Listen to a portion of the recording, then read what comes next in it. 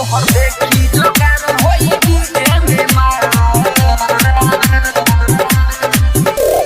DJ Manish Raxaul तोहर देखी जोगार होई डीजे में मार तोहर देखी जोगार होई ऑर्केस्ट्रा में मार तोहर देखी जोगार होई डीजे में मार नैना पटे रानी तोहर कटार तोहर देखी जोगार होई डीजे में मार तोहर देखी जोगार होई डीजे में मार तोहर देखी जोगार होई डीजे में मार डीजे मनीष रक्सौल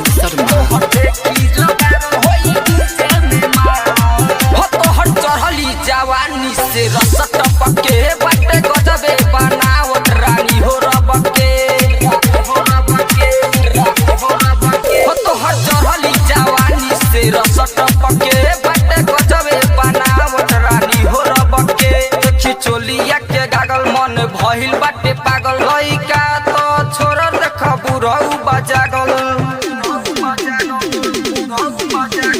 सबके चिगाता अपन धुनुआना तोहर देखी जोगार होई डीजे में मार हो तोहर देखी जोगार होई डीजे में मार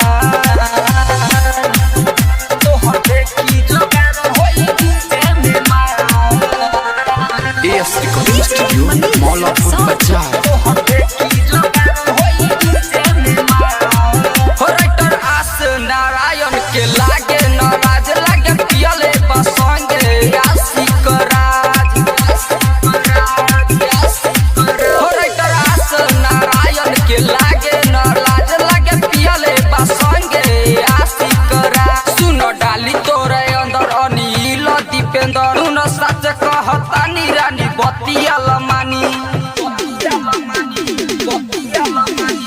बारस करी पोडर अर पार तोहर देखी जोगार